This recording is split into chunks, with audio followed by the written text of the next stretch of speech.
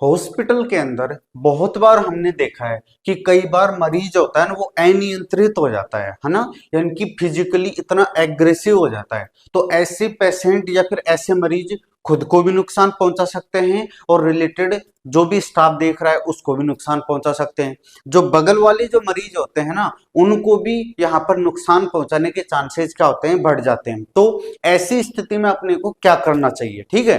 तो dear friends, आप सभी का आरडी नर्सिंग कैरियर पॉइंट के अंदर बहुत बहुत स्वागत है। तो आज हम यहाँ से इसी के बारे में चर्चा करने वाले हैं कि यदि कोई पेशेंट बहुत अनियंत्रित हो जाता है या फिर उसके हाथ पैर बहुत ज्यादा मूवमेंट करते हैं, तो उसको हम एक रेस्ट्रिक्ट करेंगे, यानी कि उसकी एक्टिविटी को बिल्कुल बाधित कर देते हैं ताकि वो खुद को भी नुकसान ना पहुंचा सके और दूसरों को भी। तो इस प्रोसेस को हम क्या बोलते हैं, रेस्ट्रेन बोलते हैं। तो रेस्ट्रेन क्या होता है, एक प्रोसीजर होता है जिसके थ्रू कोई भी हम डिवाइस, कोई भी इंस्ट्रूमेंट यूज करके, कोई भी डिवाइस का यूज करके और हम किसी भी मरीज की जो एक्टिविटी है ना उसको क्या कर देते हैं, बाधित कर देते हैं या फिर नियंत्रित कर देते हैं, ठीक है।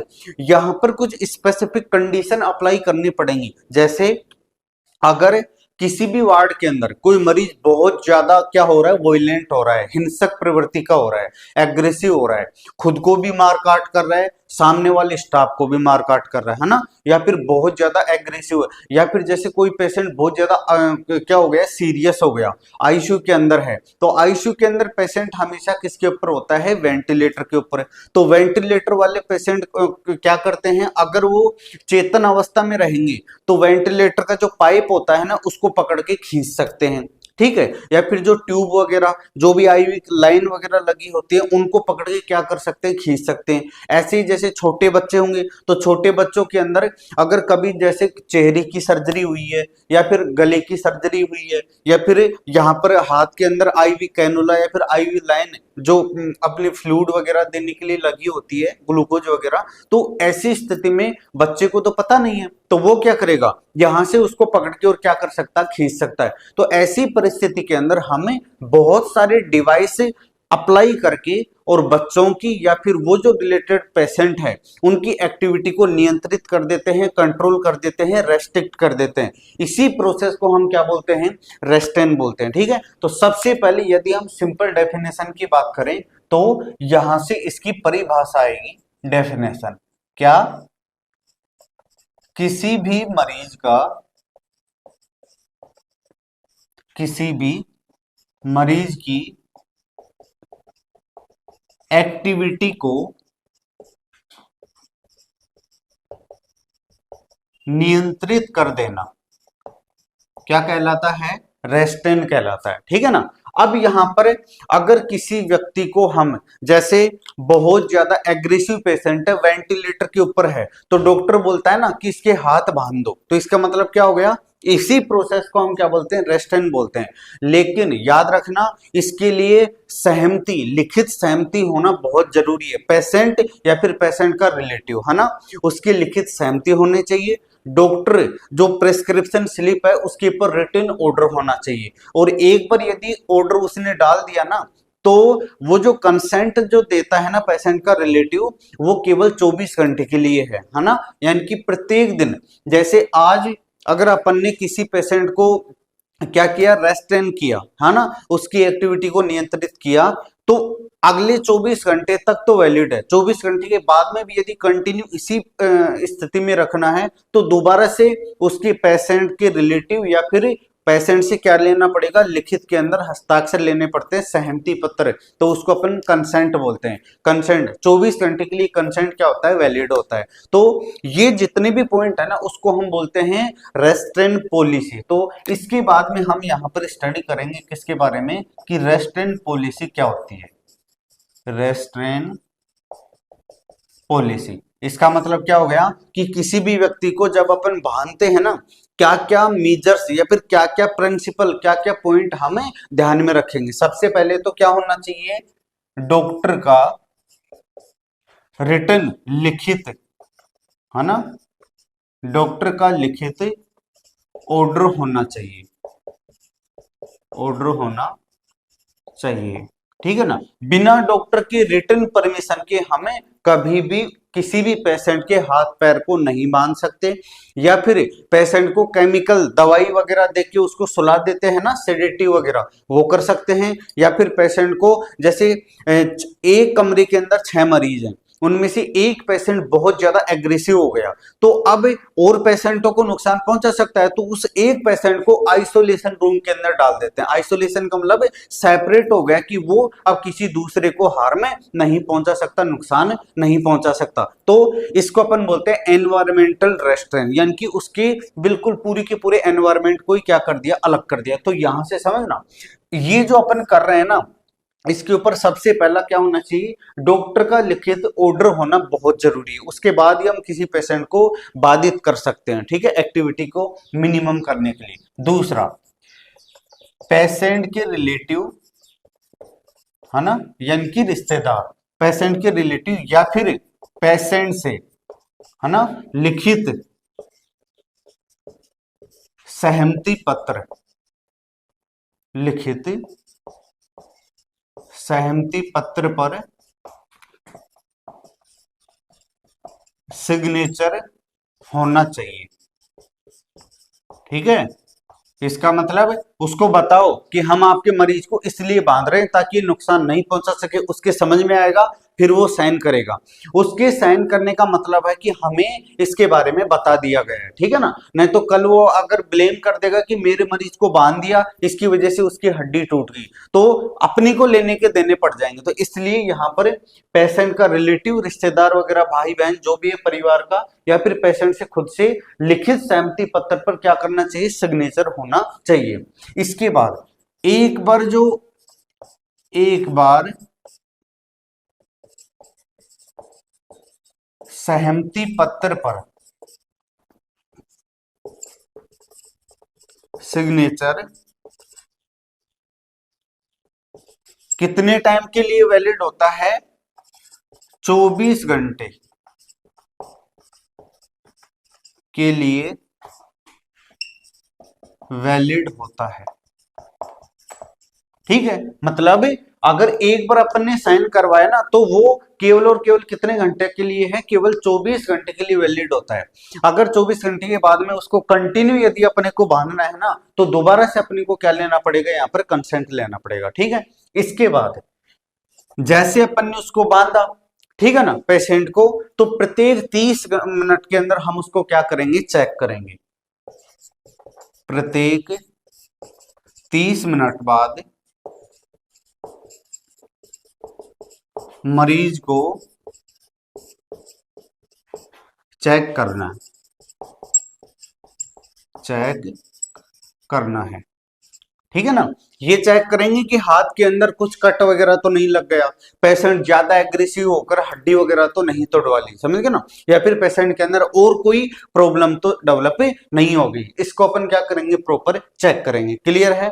इसके बाद में यदि हम यहां से देखेंगे ना, तो पेशेंट की स्किन केयर, यानी कि जहां से हम बांधेंगे वहां से प्रॉपर कोई हड्डी वगैरह तो नहीं टूटी, इसकी प्रॉपर क्या रखेंगे, ध्यान रखेंगे। जहां से मरीज को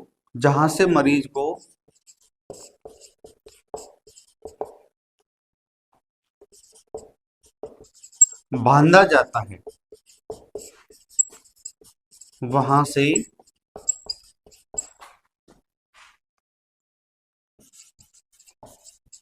प्रॉपर चेक करेंगे,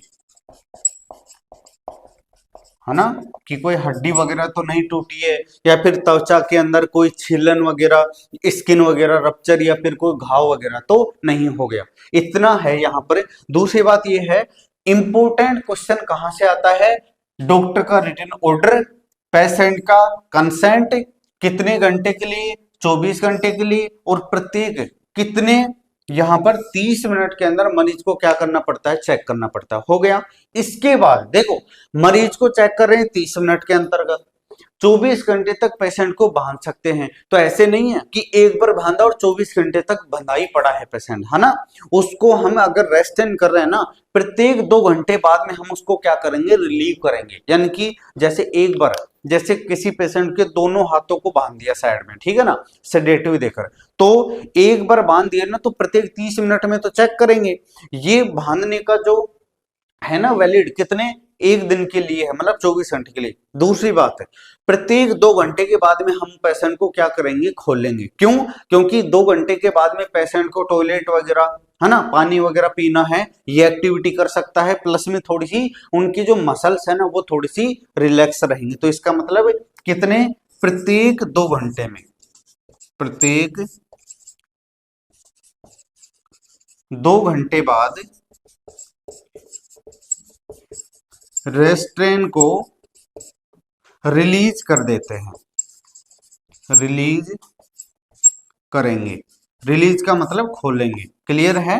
यानी कि पेशेंट का जो बंधा हुआ है ना उसको प्रत्येक कितने घंटे बाद, 2 घंटे बाद खोल देते हैं, ठीक है। ये हो गया यहाँ पर रेस्ट्रेन पॉलिसी। इसके बाद में हम बात करते हैं यहाँ पर कितने टाइप्स के रेस्ट्रेन होते हैं, जिसमें सबसे पहला होता है that is called environmental, environmental restrain,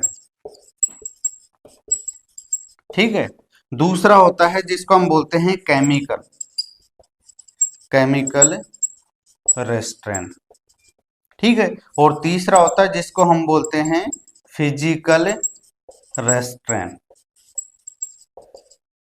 देखो, एनवायरमेंटल का मतलब क्या होता है, जैसे मैंने बोला ना, एक कमरे के अंदर 6 मरीज हैं, एक बहुत ज्यादा एग्रेसिव हो गया, वॉयलेंट हो गया, हिंसक प्रवृत्ति का हो गया, बहुत ज्यादा बिल्कुल एकदम एग्रेसिव हो रहा है, वस्तुओं को पकड़ पकड़ के और फेंक रहा है, तो दूसरे मरीजों को नुकसान पहुंचाएगा। तो क्या करते हैं, उस मरीज को उठाया, अलग कमरे में रख दिया। तो इसका मतलब क्या हो गया कि उसको अलग ही एनवायरनमेंट प्रोवाइड करवा दिया। सेपरेट करना, जो डिफरेंट, जो जितने भी सारे मरीज हैं उनसे उसको अलग कर देना, आइसोलेट कर देना, उसी को अपन क्या बोलते हैं, एनवायरमेंटल रेस्ट्रेन बोलते हैं, ठीक है। जैसे भी कोविड चला था थोड़ी दिन पहले, तो क्या हुआ था, जैसे कोई चाइना से आ रहा है व्यक्ति, तो डायरेक्ट उसको एयरपोर्ट पर ही रोक दिया जाता था और 14 दिन के लिए क्या कर दिया जाता था, वहां पर क्वारंटाइन के लिए भेज दिया जाता था। तो क्या होता था, नॉर्मल व्यक्ति के साथ तो नहीं रह सकता, वो अलग ही रहेंगे। तो क्या हुआ, सेपरेट हो गए ना, आइसोलेट हो गए, यानी कि पूरे के पूरे मरीजों या पॉपुलेशन से या व्यक्तियों से अगर एक मरीज को अलग रूम के अंदर रखा जाता है, अलग ग्रुप से, अगर ग्रुप से अलग कर दिया जाएगा ना, उसको हम क्या बोलते हैं, एनवायरमेंटल रेस्ट्रेन बोलते हैं, क्लियर है।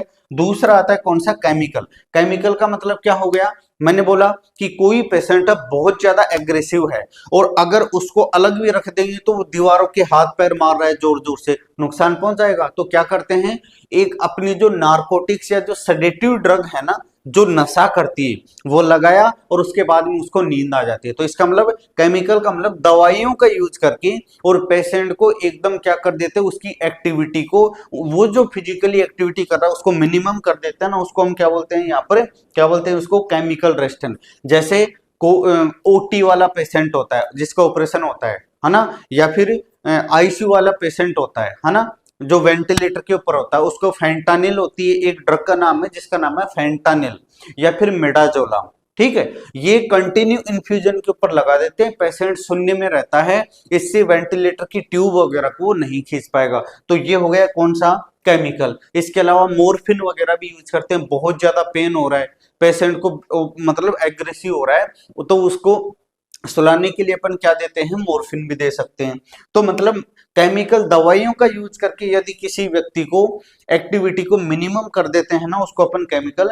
और फिजिकल रेस्ट्रेन का मतलब क्या होता है, फिजिकल का मतलब समझ ना, यानी कि अपनी बॉडी के अंदर कुछ ऐसा डिवाइस लगाएंगे, है ना, जिसकी वजह से हमारे हाथ पैर पूरा मूवमेंट नहीं कर पाते हैं, समझ ना, पूरी बॉडी के अंदर, है ना, हमारे हाथ पैरों के मूवमेंट को कम करने के लिए कुछ ना कुछ ऐसी डिवाइस लगा देते हैं, जैसे प्लास्टर कास्ट लगा दिया, ठीक है। इसकी वजह से व्यक्ति का मूवमेंट क्या हो जाता है, कम हो जाता है। तो यहां से अब हम देखते हैं वन बाय वन, सबसे पहले एनवायरमेंटल, उसके बाद में यहां से फिर जो आगे की जो क्लासिफिकेशन है उसके बारे में चर्चा करेंगे।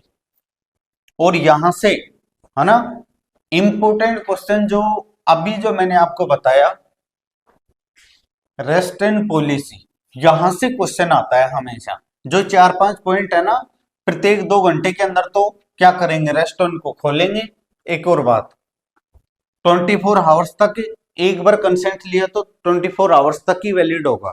डॉक्टर का रिटन परमिशन होना चाहिए। 30 मिनट के अंदर, प्रत्येक 30 मिनट में पेशेंट को क्या करते रहेंगे, चेक करते रहेंगे। ठीक है, अब हम देखते हैं यहाँ पर क्लासिफिकेशन में सबसे पहले आता है एनवायरमेंटल रेस्ट्रेंट। ठीक है ना, मतलब क्या है, मरीज को और सभी व्यक्तियों से क्या कर देना, अलग कर देना। मरीज को सभी व्यक्तियों या फिर अन्य मरीजों से अलग कर देना। ठीक है ना, ये जैसे अलग रूम के अंदर है ना, जैसे अगर मैं एग्जांपल की बात करूं, जैसे कोरोना वायरस के अंदर, कोरोना वायरस में जो सस्पेक्टेड पर्सन है, सस्पेक्टेड पर्सन को आइसोलेट करना।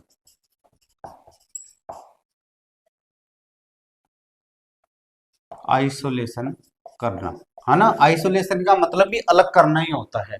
सस्पेक्टेड का मतलब संभावित कि इसके अंदर कोरोना हो सकता है, उन व्यक्तियों को अलग ही कर दिया जाता है, तो वो क्या हो गया, क्या बोलेंगे उसको, एनवायरमेंटल रेस्ट्रेंट। दूसरा होता है जिसको अपन बोलते हैं यहाँ पर केमिकल रेस्ट्रेंट। ठीक है, केमिकल का मतलब क्या यूज करेंगे, केमिकल दवाइयों का, है ना, ड्रग्स के द्वारा। ठीक है, ड्रग्स का उपयोग करके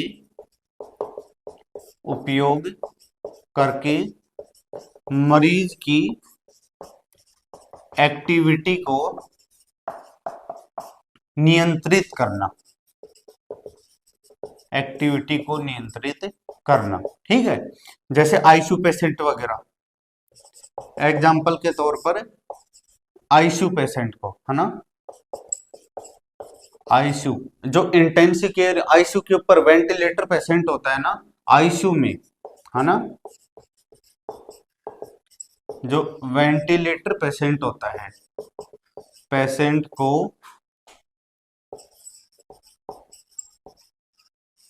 फेंटानिल या फिर मिडाजोलाम देकर रेस्ट्रेन करना। ठीक है, आईसीयू के अंदर कोई वेंटिलेटर के ऊपर कोई पेशेंट है, बहुत ज्यादा एग्रेसिव होगा तो ट्यूब वगैरह को खींच सकता है, तो उसको सुलाने के लिए क्या करते हैं, फेंटानिल या फिर मिडाजोलाम का इन्फ्यूजन लगा देते हैं। ये हो गया केमिकल। तीसरा आता है जिसको हम बोलते हैं यहाँ पर फिजिकल रेस्ट्रेंट। ठीक है ना, जो फिजिकल रेस्ट्रेंट होता है इसके अंदर बहुत सारी डिवाइस यूज करते हैं। ठीक है, इसके अंदर अब ये भी कई टाइप की होती है, जैसे अगर हम फर्स्ट बात करें, मम्मी रेस्ट्रेंट बोलते हैं जिसको, मम्मी रेस्ट्रेंट।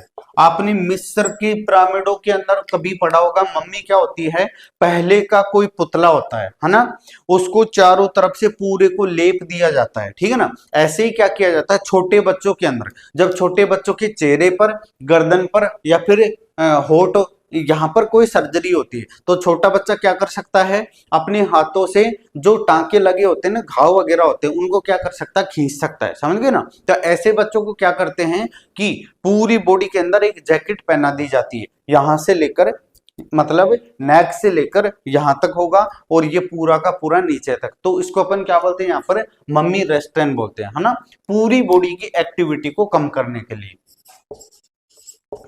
पूरी बॉडी की एक्टिविटी को नियंत्रित करने के लिए किसका यूज किया जाता है, मम्मी रेस्ट्रेंट का यूज किया जाएगा। ठीक है, इसके बाद में यदि अपन देखते हैं ना, दूसरा होता है जिसको हम बोलते हैं एल्बो, एल्बो रेस्ट्रेंट। ये बहुत इंपॉर्टेंट है। एल्बो रेस्ट्रेंट कैसे, एल्बो जॉइंट कौन सा है, ये वाला। तो अब एक बात बताओ, जैसे छोटा बच्चा है या फिर कोई बड़ा आदमी है, अगर उनको मुंह से नहीं खा पाते तो हम क्या ट्यूब डालते हैं ना, जिसको एनजी ट्यूब बोलते हैं, नेजोगैस्ट्रिक ट्यूब बोलते हैं। अगर किसी को एनजी ट्यूब डाल दिया नाक की सहायता से पेट के अंदर, ठीक है, फिर उसको लिक्विड की सहायता से अपन खिलाते हैं, तो क्या होता है कई बार मरीज इसको पकड़ के खींच लेता है, समझ गए ना। तो इस हाथ के कहां से, यहां से मूवमेंट किया, तो इस हाथ को यदि हम नहीं मोड़ने देंगे तो इसका हाथ यहां तक नहीं पहुंचेगा। तो इसका मतलब क्या हो गया कि क्या करते हैं, यहां से लेकर यहां तक पूरा का पूरा प्लास्टर की सहायता से क्या कर दिया, जैसे बैंडेज वगैरह होती है ना वो लपेट देते हैं। तो इसकी वजह से ये हाथ मुड़ ही नहीं पाएगा, नहीं मुड़ पाएगा तो ये वाला मूवमेंट क्या हो गया, रेस्ट्रिक्ट हो गया ना। इसको अपन क्या बोलते हैं, रेस्टेन एल्बो रेस्टिंग, यानी कि एल्बो जॉइंट को बिल्कुल एकदम रेस्ट्रिक्ट कर दिया जाता है इसके मूवमेंट को। इसकी सहायता से छोटे बच्चों के अंदर बहुत जरूरी है, कैसे कि छोटे बच्चों के अंदर कोई फेस का सर्जरी हुआ है, तो स्टिचेज नेक का हुआ है या फिर लिप्स का हुआ है, तो क्या करते हैं कि वो टांकों को निकाल देते हैं, तो टांकों तक उनकी हाथ नहीं पहुंचे, इसके लिए क्या करते हैं, एल्बो रेस्टेन करते हैं। या फिर बड़ों के अंदर या छोटों के अंदर एनजी ट्यूब वापस से बच्चे या बड़े नहीं निकाल पाए, तो जिसके एनजी ट्यूब डला हुआ है और बार बार अगर वो खींचते हैं ना, तो भी अपन क्या करते हैं, एल्बो रेस्टेन करते हैं, है ना। तो इसका मतलब यहां से सबसे इंपॉर्टेंट यही पूछा जाता है, किस लिए, छोटे बच्चों में, छोटे बच्चों में, है ना, फेस या फिर नेक की सर्जरी के दौरान, सर्जरी के दौरान टांकों को बचाने के लिए, टांकों को बचाने के लिए क्या करते हैं अपन, क्या करते हैं, एल्बो रेस्टेन करते हैं, ठीक है ना। बचाने के लिए एल्बो जॉइंट को क्या कर दिया जाता है,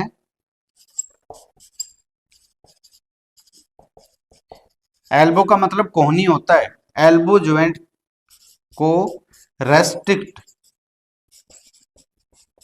कर दिया जाता है, कर दिया जाता है, ठीक है। और दूसरी बात,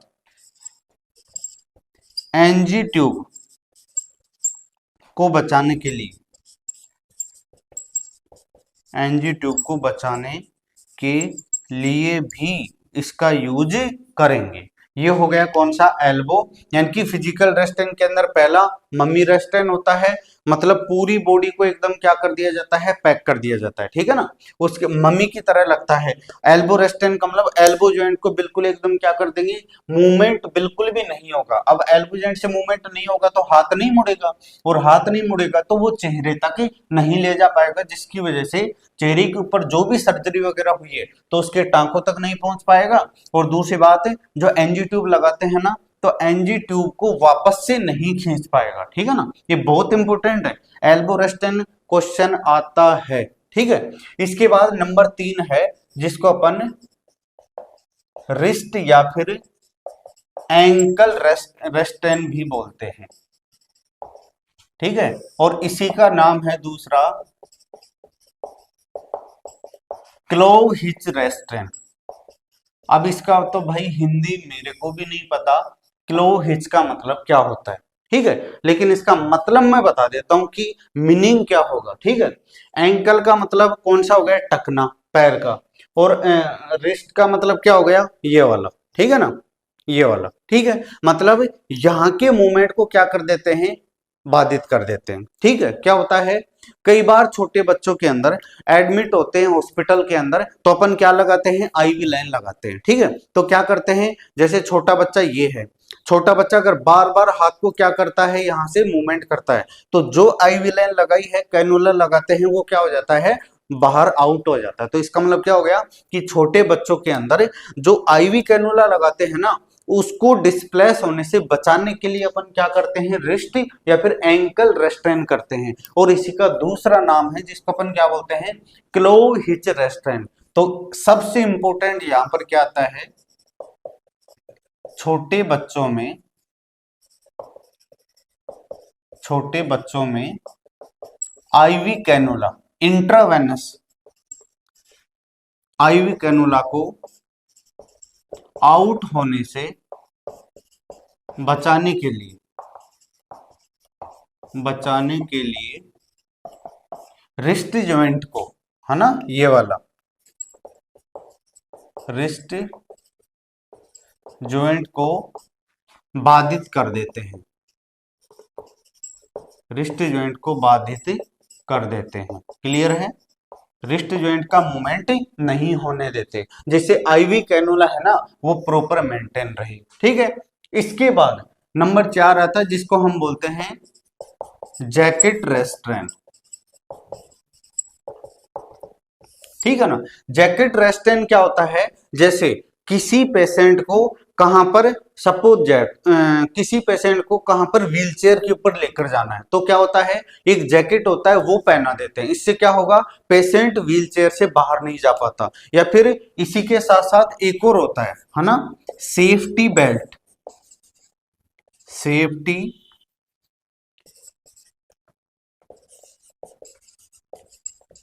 बेल्ट रेस्ट्रेन। ठीक है ना? जो सेफ्टी, देखो जैकेट होता है ना, कई बार पेशेंट के गिरने के चांस होते हैं, है ना। जो पेशेंट कई बार कहां पर, बेड पर लेटा हुआ है, रात में अगर वो घूम के गिर गया तो क्या करते हैं, एक जैकेट होता है, पेशेंट को जैकेट पहनाया और बेड के ऊपर चारों तरफ से टाई कर देते हैं उसको। ठीक है, तो इससे पेशेंट के बाहर की तरफ गिरने के चांसेस नहीं होते हैं। और सेफ्टी बेल्ट क्या होता है, कई बार पेशेंट को, मरीज को व्हीलचेयर के ऊपर बिठाते हैं, तो व्हीलचेयर के ऊपर बिठाते टाइम उसका इम्बैलेंस हो जाता है। ठीक है, और वो नीचे की तरफ गिरने के चांसेस बढ़ जाते हैं, तो क्या करते हैं, सेफ्टी बेल्ट उसको लगा देंगे, इससे वो नीचे की तरफ नहीं गिर पाएगा। तो यहां पर यदि अपन देखेंगे ना, तो व्हीलचेयर से मरीज को गिरने से बचाने के लिए, गिरने से बचाने के लिए सेफ्टी बेल्ट का यूज किया जाता है, बेल्ट का उपयोग किया जाता है, किया जाता है। क्लियर है? और यहां से जैकेट रेस्ट्रेन क्या होता है, मरीज को बेड से नीचे, मरीज को बेड से नीचे गिरने से बचाने के लिए, नीचे गिरने से बचाने के लिए किसका यूज किया जाएगा, दैट इज जैकेट रेस्ट्रेन का। ठीक है, ये हमने देखा। यहां पर मम्मी रेस्ट्रेन क्या होता है, एल्बो रेस्ट्रेन क्या होता है, रिस्ट या फिर एंकल रेस्ट्रेन, जिसका दूसरा नाम क्या है, क्लो हिच रेस्ट्रेन, ये क्वेश्चन आ सकता है। ठीक है, आईवी कैनुला सबसे इंपॉर्टेंट है। ठीक है, इसके बाद जैकेट रेस्ट्रेन क्या होता है, पूरे मरीज को जैकेट पहना के और बेड के ऊपर टाई कर देते हैं, बेड के साइड में बांध देते हैं, तो पेशेंट नीचे की तरफ नहीं गिर पाएगा। सेफ्टी बेल्ट क्या होता है, किसी मरीज को व्हीलचेयर के ऊपर लेकर जा रहे हैं तो एक बेल्ट होता है जिसकी सहायता से उसको व्हीलचेयर के अंदर बांध देते हैं, इससे वो नीचे की तरफ नहीं गिर पाता। सबके अंदर देखो पेशेंट का मूवमेंट क्या हो रहा है, कम हो रहा है। यहां से इंपॉर्टेंट क्वेश्चन आता है कि जो हम रेस्ट्रेन करते हैं ना, पेशेंट को बांधते हैं, तो जैसे पेशेंट के हाथों को बांधा, पैरों को बांधा, तो यहां से तो अपन ने जैसे बैंडेज लिया, यहां से तो हमने बांध दिया, लेकिन बेड के कौन से हिस्से में बांधेंगे, बहुत सिंपल सा लॉजिक है ना। जैसे ये बेड है, ठीक है ना, ये हेड साइड है और ये है लेग साइड, तो क्या करते हैं, जैसे पेशेंट का एक हाथ ये है, दूसरा ये है, एक पैर ये हो गया, दूसरा ये हो गया, ठीक है ना, तो यहां से हाथ को बांधा और साइड में बांधेंगे, यहां पर बांधेंगे। ठीक है ना, मतलब समझ रहे हो, साइड में ऐसे नहीं कि ऊपर की तरफ हाथ करके बांध दिया, मतलब यहां पर नीचे की तरफ, ये जैसे नेचुरल पोजीशन में पेशेंट के हाथ जहां पर होंगे वहां पर साइड में बांधा जाता है, हमेशा पीछे की तरफ नहीं बांधेंगे। हमेशा याद रखिएगा, पेशेंट को जब रेस्टेन करते हैं ना, तो जो साइड एंगल होता है ना बेड का, वहां पर बांधेंगे। जैसे पैर ये है तो पैर को यहाँ पर साइड में करके जो साइड रेल्स होता है ना, उसको हम टाई करके और यहाँ पर बांध देते हैं। तो याद रखना, यहाँ पर यही आता है कि रेस्टेन को बांधने का जो एग्जैक्ट लोकेशन होता है ना, वो कहां पर होता है, just side angle of bed. ठीक है ना, जस्ट साइड एंगल, यानी कि पेशेंट को रेस्ट्रेन करने का साइट कौन सा होता है? At side angle, side angle of bed, bed के साइड में, है ना, जहां पर हाथ होते हैं, जैसे ऐसे लेटा हुआ है, इसके हाथ यहां पहुंचे तो इसके बगल में जो साइड रेल होता है ना वहां बांध देंगे दोनों साइड में, और पैर जहां होंगे उनके बगल में हम उसको क्या कर देते हैं? टाई कर देते हैं। लेकिन रेस्ट्रेन पॉलिसी को फॉलो करना मस्ट बी नेसेसरी है, ठीक है। तो हमने यहां पर देखा रेस्ट्रेन क्या होता है, किसी मरीज की एक्टिविटी को नियंत्रित करना। क्या क्या हम सबसे पहले पॉलिसी यानी कि रेस्ट्रिक्ट पॉलिसी कौन कौन सी पॉइंट को हमें फॉलो करना पड़ेगा, और उसके बाद कितने टाइप की यहां पर रेस्ट्रेन हम इंप्लीमेंट करते हैं या यूज करते हैं, ठीक है। तो आई होप ये वीडियो आपके लिए बहुत ही बेनिफिशियल होगा। बहुत ही जल्दी आज आपको नेक्स्ट क्लास मिल जाएगी, जल्दी ही मिल जाएगी, ठीक है ना। यहां से क्लास नंबर 19 आपके लिए प्रोवाइड करवा दी गई है। बहुत जल्दी रिमेनिंग क्लासेज भी हम यहाँ पर कंडक्ट करने वाले हैं। तो अगर ये कंटेंट आपको अच्छा लगता है तो मेरे चैनल को लाइक, सब्सक्राइब और शेयर करना ना भूलें। बहुत ही जल्दी एक नए वीडियो के साथ फिर से मिलेंगे। तब तक अपनी स्टडी को अच्छे से बनाए रखिएगा। धन्यवाद।